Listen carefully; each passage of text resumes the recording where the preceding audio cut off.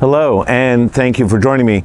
Our book this time is Craftland, In Search of Lost Arts and Disappearing Trades by James Fox.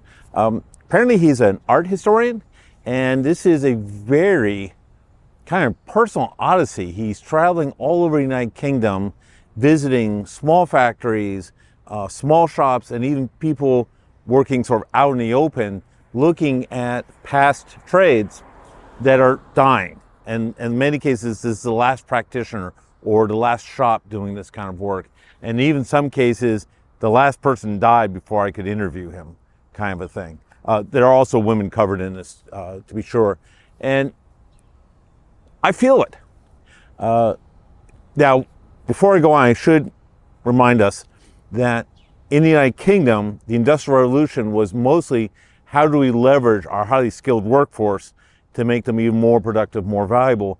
Where here in the United States, there weren't a lot of skilled workers because they didn't need to travel across the Atlantic.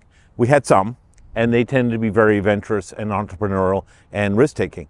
And so if we take them and set up jigs and fixtures and tooling, the armory practice, the American system manufacturer, we can then leverage our lack of skilled workers to make things happen, okay?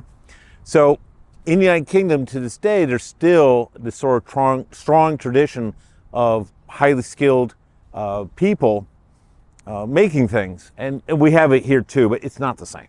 And the culture isn't the same, and the mindset isn't the same, right?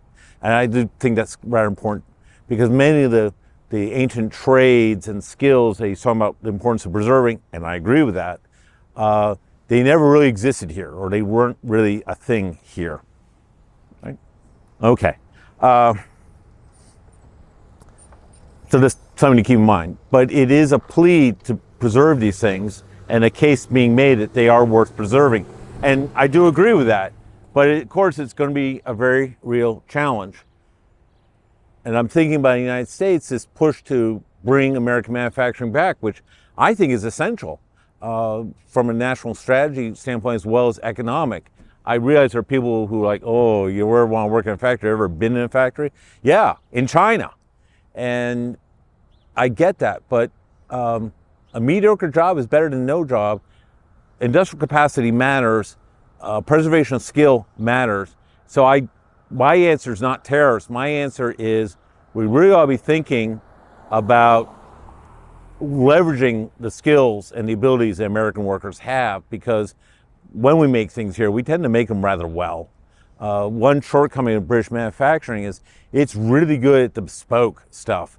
It's not so good at the sort of mass production, mass market, because that's moving away from its underlying idea about really skilled workers. In a way that here in the United States, no, we can do large-scale production and still retain a level of quality. All right, anyway, it's a good read. It's a good book. I enjoyed reading it very much. I got a lot out of it.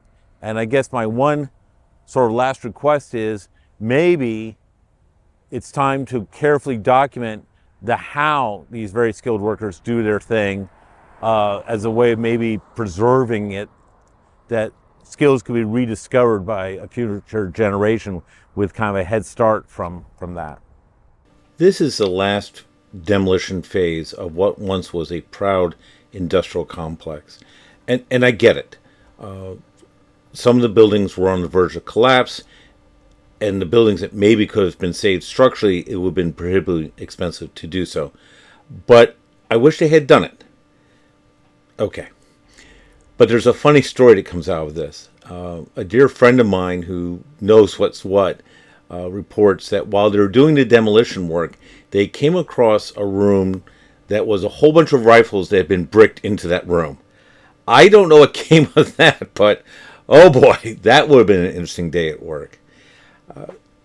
This is part of our heritage, and I accept that buildings get built, they get used, they get torn down.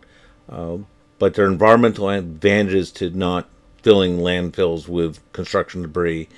And the site apparently was not that toxic at all. And I'm allowed to miss it. And I'm hoping whatever goes in its place will be well designed, well built, and visually pleasing. But honestly, having seen some of the things that have already happened, I have my doubts. Well, can't have one of my videos not end with thank you for joining me. So before I give you the sign off, Dr. Fox actually held a position at one time at Yale, which is right over there. And then one other thought I have, I think there's a compelling argument for returning to the American manufacturing city, an environment where skilled workers who are valued can walk or ride a bicycle to work and produce things of real value. All right, that said, it's a good book. He's got another one. I think I'm going to look into it. Thank you very much for joining us. Take care.